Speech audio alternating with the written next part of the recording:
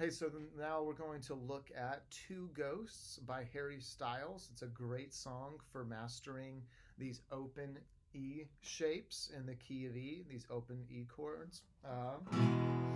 So again, it uses actually uses the entire E chord scale with actually one bonus note. It uses a flat 7 in the bridge, and we'll get to that and we'll walk you through that. So again, the chord scale for the key of E, we want to keep our ring finger on the D string at all times, whether it's playing a note or not, or at least make sure. Yeah.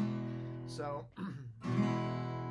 1, 2 minor, 3 minor, or 1 over 3, 4, 5. Make sure our E is muted.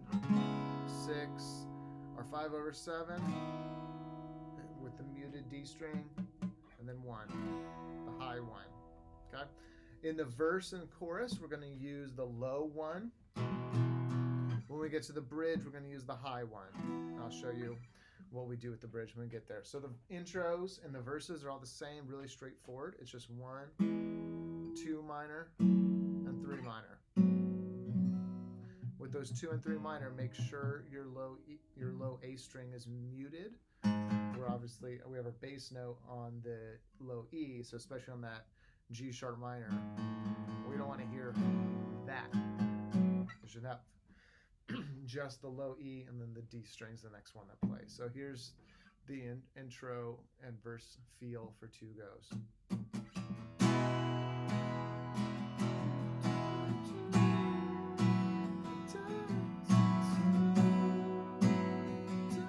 Back down to the 2.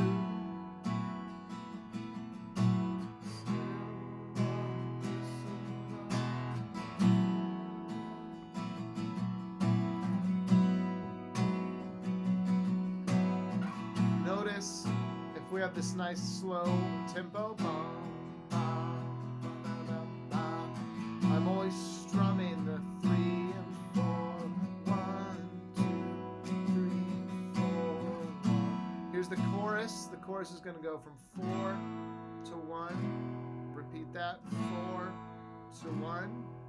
And then we get a really fast walk down from 6 all the way to 2. We just took a step in the system.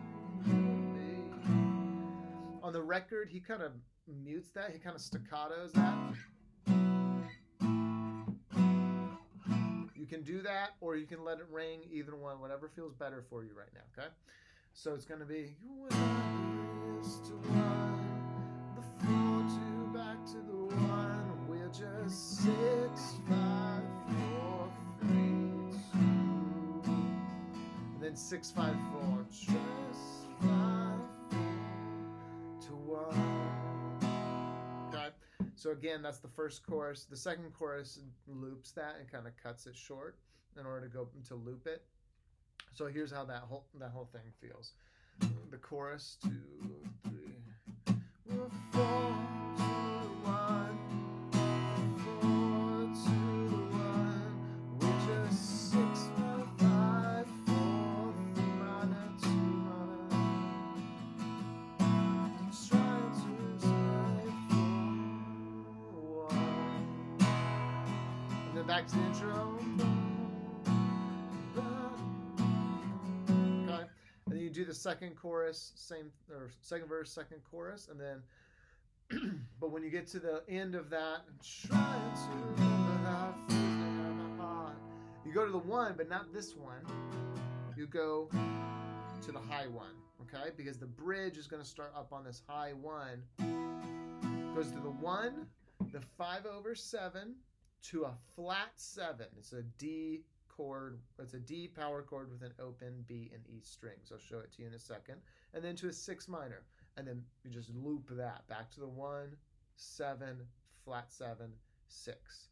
So what that is with one finger exception, it is literally taking this open power chord shape, starting on the 7th position, first finger, 7th fret A string, 3rd finger, your ring finger, 9th fret D string, and then pinky 9th fret G string, and just sliding this shape down a half step with each chord. Again, the 5/7, we just have to lift that ring finger so that we mute the D string. That's the only exception. Other than that, it's literally just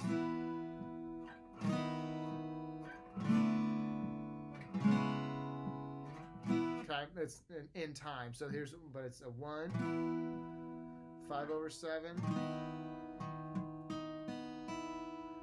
flat 7. That's the 5th fret. Your first finger's on the A string, 5th fret. Ring fingers on the 7th, the D string, 7th fret, and your pinky's on the G string, 7th fret. And then we have open, high B, and high E. And make sure you have your low E muted there. Okay, so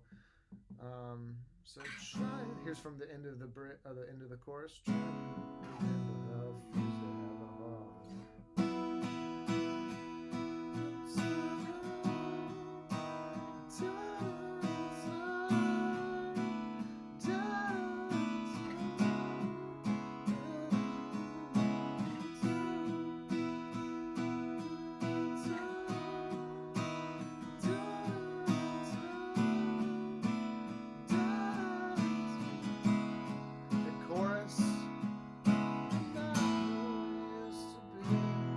That's it. That's the bridge.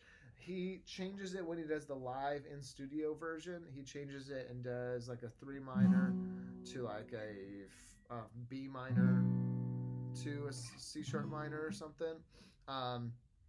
Those are just chord substitutions for what he's doing on the original record. But this path, this method on his original album version fits perfectly with our technique for the key of E.